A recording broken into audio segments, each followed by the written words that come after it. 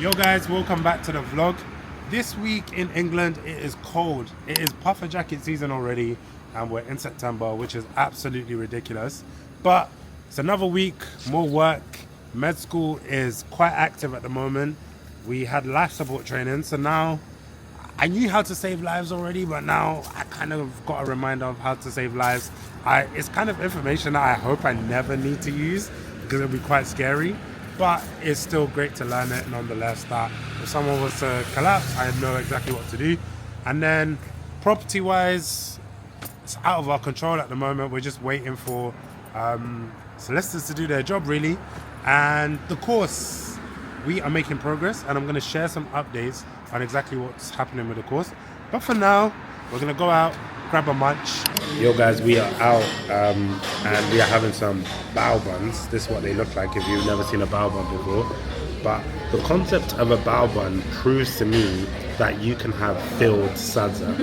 Like you could put cheese and chicken inside sadza and it would work, because if bao buns work, then of course it will work. What's your review of the food and the drinks? I mean, I haven't tried it yet, but the drinks are really nice. What do you have to drink? I forgot what it's called, but it's got Bacardi in it. It's got Aperol in it. I don't know, but it's really nice. Would you recommend this place? Once I've tried the food, I can give a proper review, but yeah. Based on drinks, yeah. Like this? That looks right.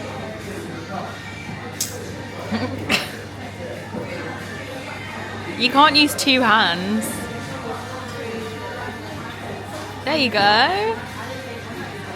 It tastes like if you had sadza, which was sweet. Sweet. Slightly sweet.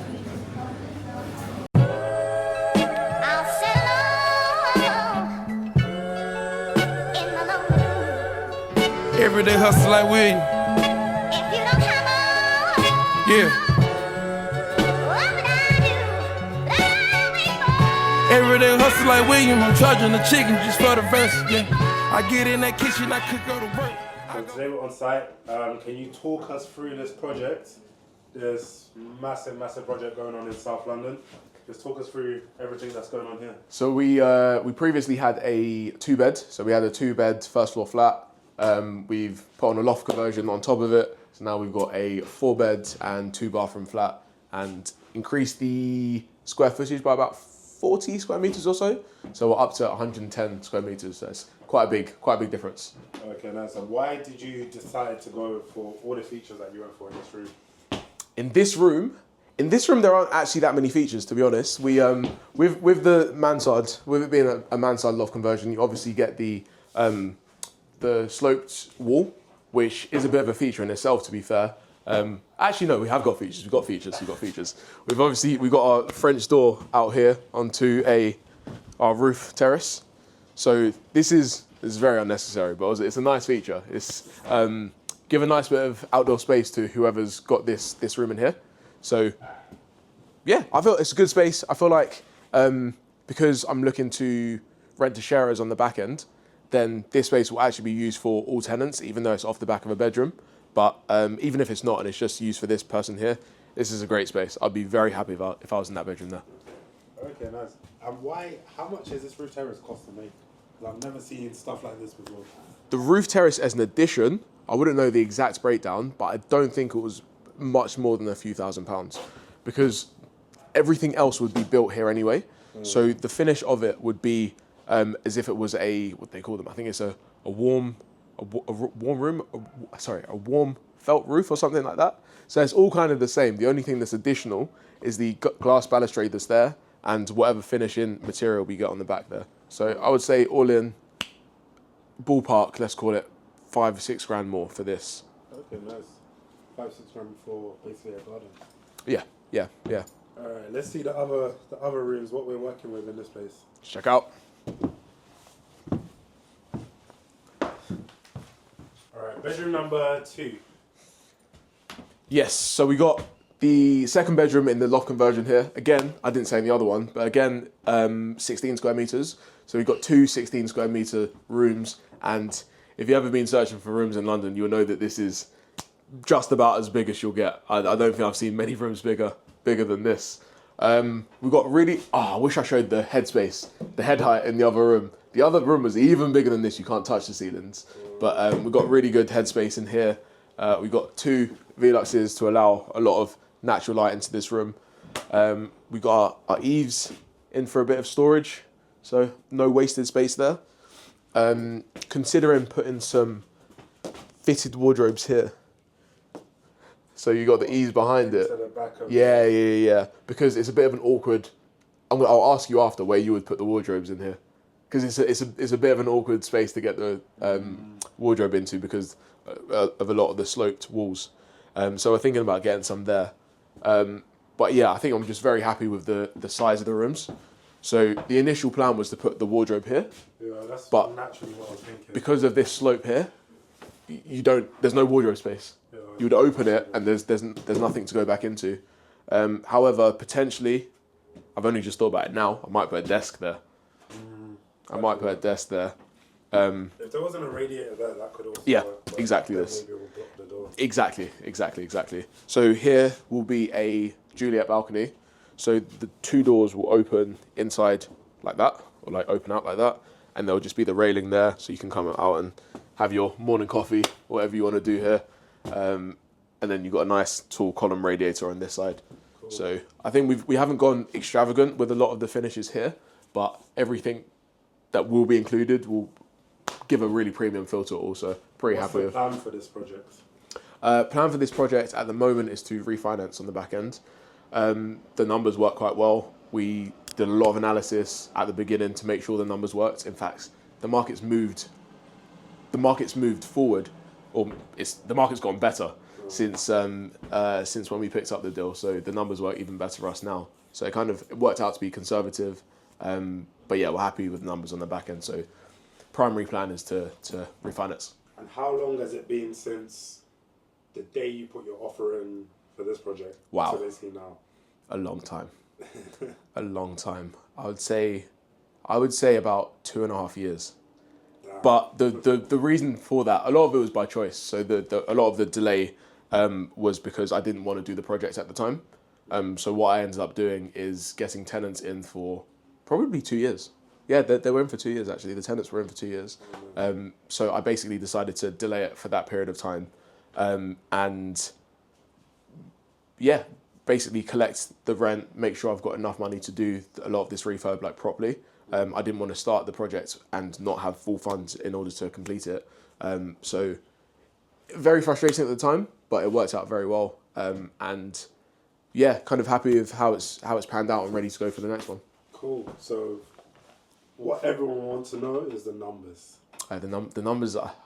I need to refresh my. Wait, let's see the bathroom whilst I'm remembering some of the full numbers of the project.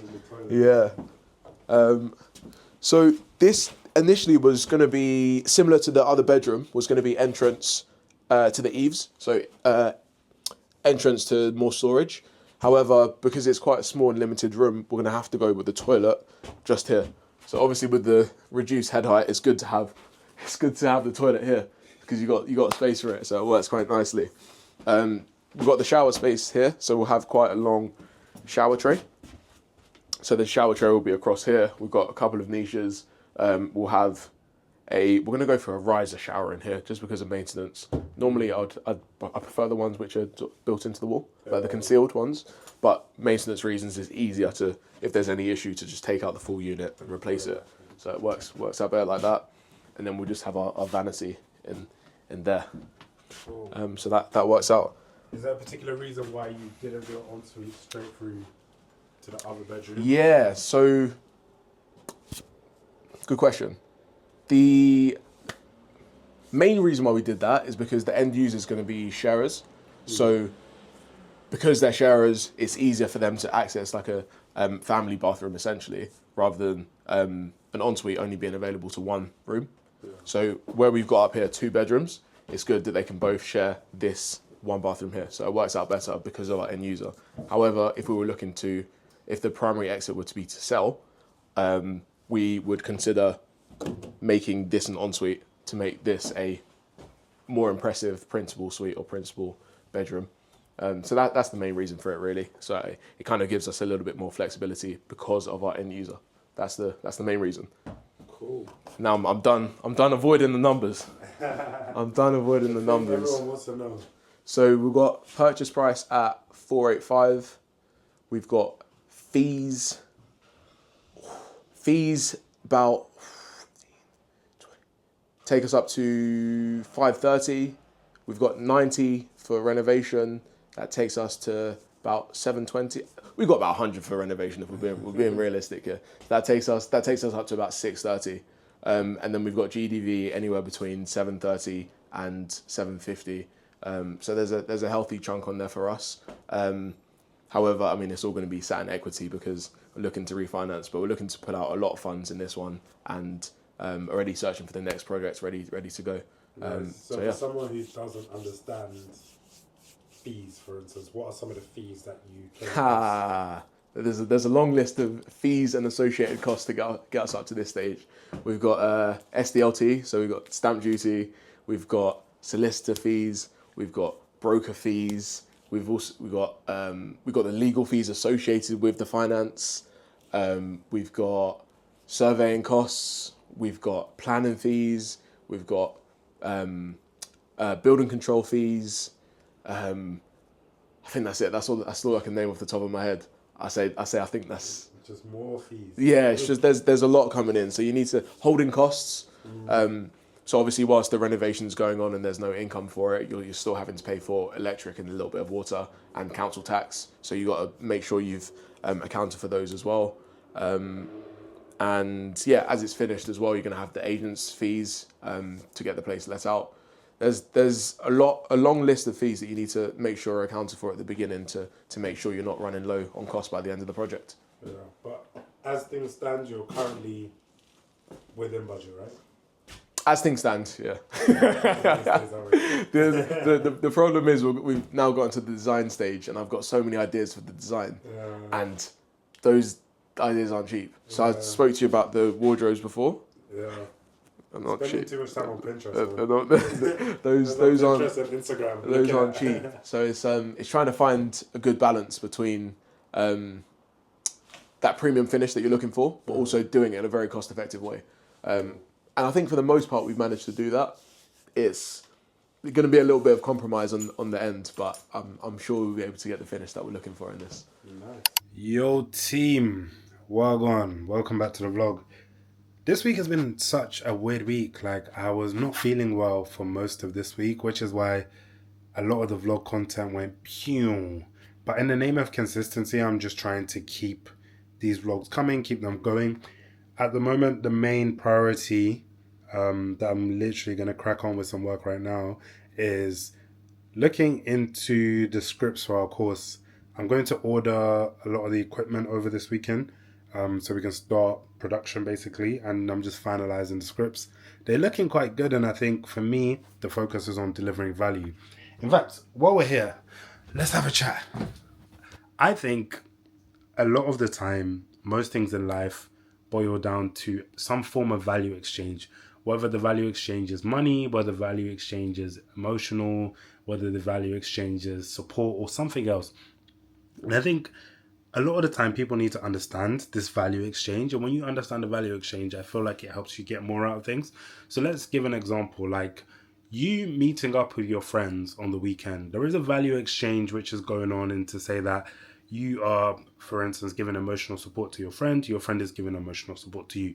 That is the value exchange. If you're buying something from someone, you are giving them money, they are giving you value in whatever product that they're delivering. And I think across all aspects of life, this value exchange is constantly happening back and forth. So like when we're building out the course, for me, it's important that we maintain these principles of value exchange, to say that we just need to exchange and over deliver almost on value, and yeah, just make sure it's jam-packed with value, and that's what we're working on.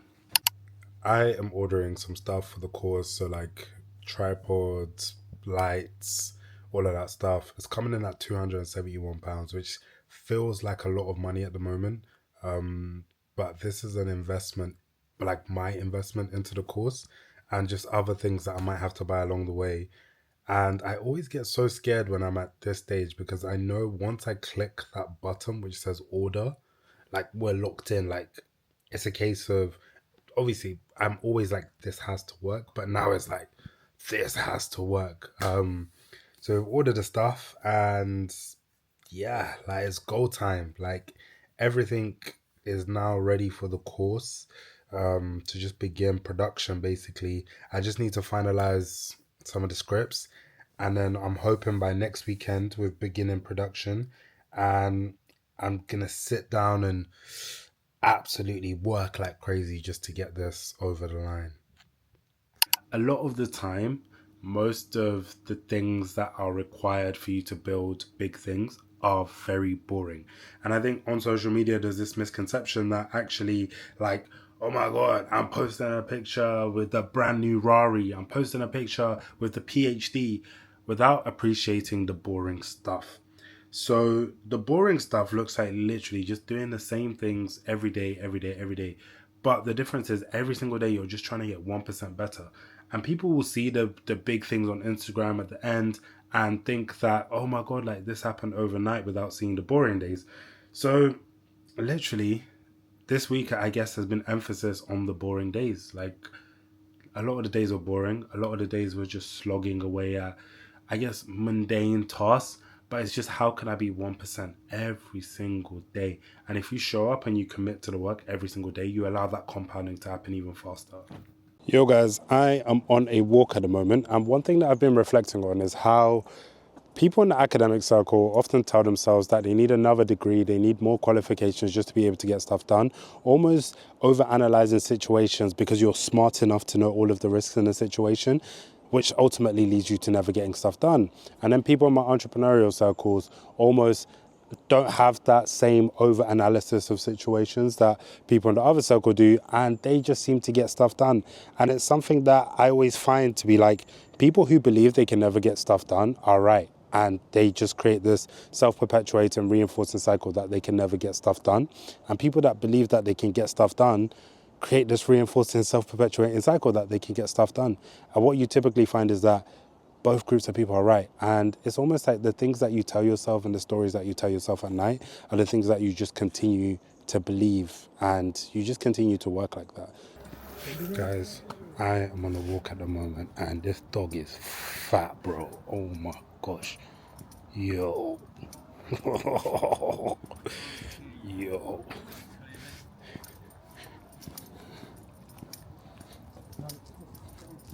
Ah, shit.